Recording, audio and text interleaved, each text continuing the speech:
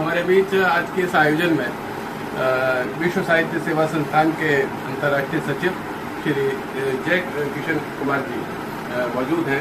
मैं जय किशन जी से आग्रह करूंगा कि इस अवसर पर आप भी अपने विचार प्रकट करने की कृपा करें। नमस्कार, आप सबको भी नमस्कार है मेरा। मैं जय किशन कुमार। आज डॉक्टर मिथिलेश कुमारी मिश्र स्मृति समारोह में मुझे आने का बहुत बहुत सौभाग्य मिला है। मैं अब सिर्फ अपना विचार विमर्श नहीं कर पाऊंगा। ये हमारी पत्नी की बुआ जी श्रद्धा कुमारी, बुआ जी के साथ में रहती थी। मैं यही बताऊंगा कि मैं कैसे जुड़ा इनसे और क्या क्या मैंने उनके जीवन काल में और क्या क्या महसूस किया, कैसे क्या देखा, बस उतना ही मैं विचार कर पाऊंगा। तो मैं बता रहा हूँ कि ये फर्स्ट टाइम है ऐसा जो किसी समारोह या किसी में मैं खड़ा हूँ और कुछ विचार विमर्श कर रहा हूँ स्वयं के बारे में और बता रहा हूँ।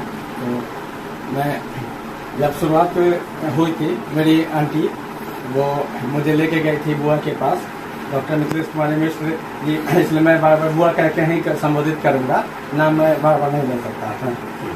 तो बुआ जी के पास फर्स्ट टाइम जब मैं गया था, लेके गए थे मुझे कुछ काम की वजह से कि कुछ काम की बातें करेंगे हम लोग। बिना पांडे आंटी जो है लेके गए थे कि कुछ काम की बातें करेंगे और उन्होंने बात किया था मेरी शादी का, विवाह का, कि दीदी बहुत अच्छा एक लड़का है जो मेरा बचपन से देख रहे हैं, मेरे घर के पास का, जान पहचान का ही है और शादी के लिए। तो मैंने तो बाकी वैसे ही सब शुरुआत हुई। लेकिन जब फर्स्ट टाइम से मैंने ही देखा बुआ को, मैं पहचान गया। मेरे एरिया में ही बहुत पहले से रहती थी और हम लोग बहुत बात भी करते थे, कभी कभी बहुत पुराना।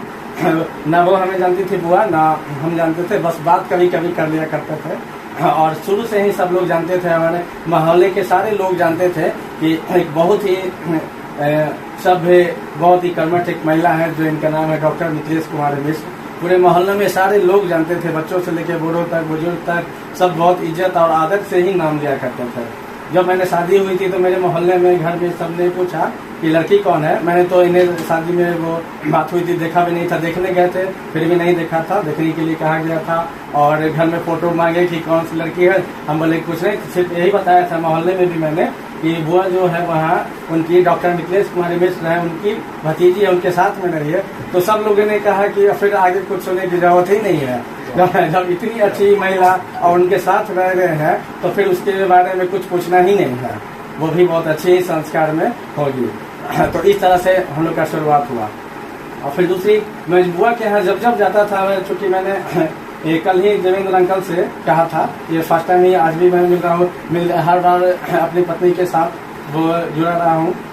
फेसबुक पे, ये व्हाट्सएप पे कोई भी समारोह अगर ऑनलाइन हुआ है, हमेशा मैं चाहता हूँ जब मैं छुट्टी होती है तो साहित्य सम्मेलन में जाता हूँ। इसी बहाने से जाता हूँ कि कभी चाचा जी से मेरी मुलाकात हो जाए। ऑफिस में जाता हूँ, चाचा जी रहते हैं तो चाचा जी से भेंट हो जाए, प्रणाम कर ले। अगर नहीं कर पाते हैं, बहुत लोग कभी रहते हैं तो दूर से ही हम सिर्फ देख लेते हैं, देख लेते हैं चाचा जी भी। अगर ये नहीं पता मुझे कि उतना दूर दृष्टि जाती है कि नहीं, लेकिन सामने से चेहरा करते हैं समझ जाते हैं कि देख लिए हैं।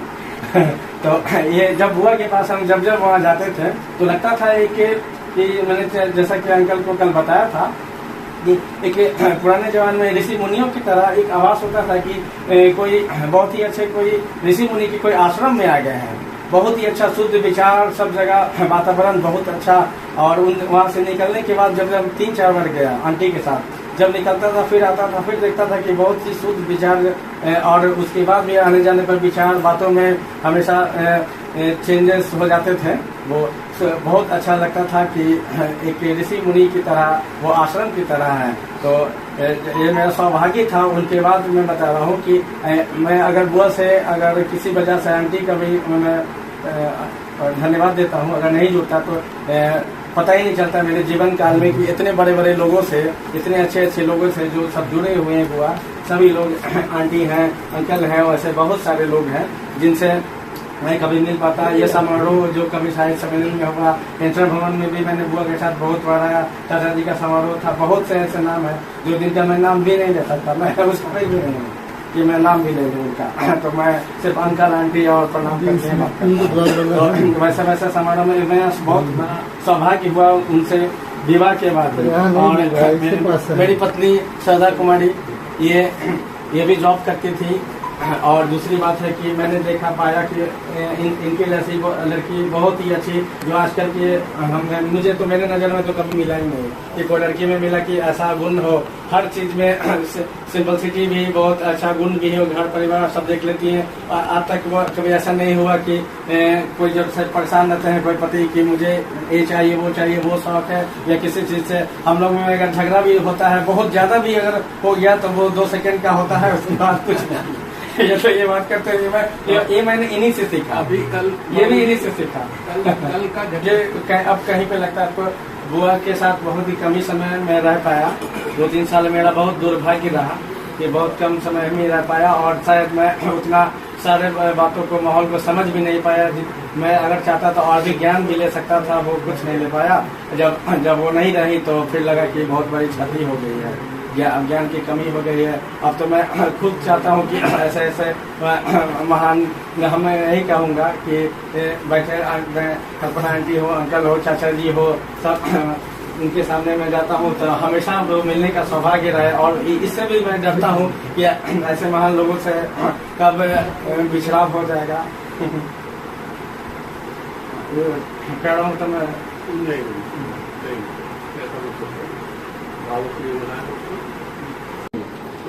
13 अप्रैल 2023 आज बुआ के यादों की सभा में हम लोग उपस्थित हैं। ये बहुत पावन और दुर्लभ सभा है और ये कराची की सभा आगे देखने को बहुत ही दुर्लभ ऐसा समय हो कि मिल सके दोबारा। तो ऐसे मैं बताना चाहता हूँ कि उससे एक महाभारत की एक छवि याद आती है। जब कौरवों पांडवों में युद्ध छिड़े थे, उससे बात हुई थी, तो उससे युद्ध से पहले कुरुक्षेत्र में जब युद्ध के लिए योद्धा जब तैयार होकर जा रहे थे तो भगवान श्री कृष्ण ने कहा था कि वो शांति दूत बनकर हस्तिनापुर राज्यसभा में उपस्थित हुए थे शांति करने के लिए। और मैं बताना चाह रहा हूँ कि उसमें उनका ये कहना था कि आज जो यहाँ पे इतने योद्धा, इतने महान योद्धा जो यहाँ पे एकत्रित है, शायद ही कहीं संसार में उपस्थित हो, शायद कदापि इस संसार में कहीं उपस्थित हो। तो और वो तो खैर युद्ध की बातें थी और युद्ध में भगवान भी कुछ नहीं कर पाए। मैं वही अगर मैं बता रहा हूँ कि मेरा बुआ का अभ्यास ये बुआ की ही देन है, इसलिए मेरे साथ है। और मैं ये बताना चाहता हूँ कि इतने लोग जो है चाचा जी, आंटी, बहुत से महान विभूति दर्शन होते हैं।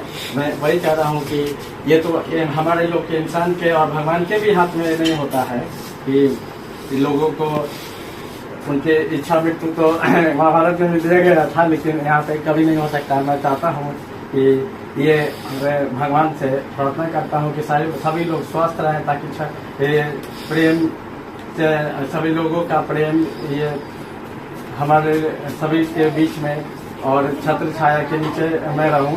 और मैं चाहता हूं, मेरी इच्छा ये थी कि ये जीवन जैसे यही रुक जाए, आगे ही ना बढ़े और हम लोग इस सभा में हमेशा उपस्थित रहे, लेकिन ऐसा तो हो नहीं सकता है।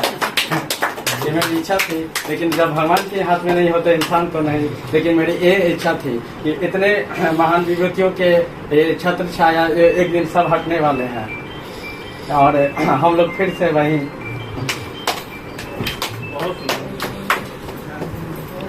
बराबर हम लोग के स्मृतियों में रहेंगे और बराबर उनके परिणाम हम लोग ग्रहण करते रहेंगे।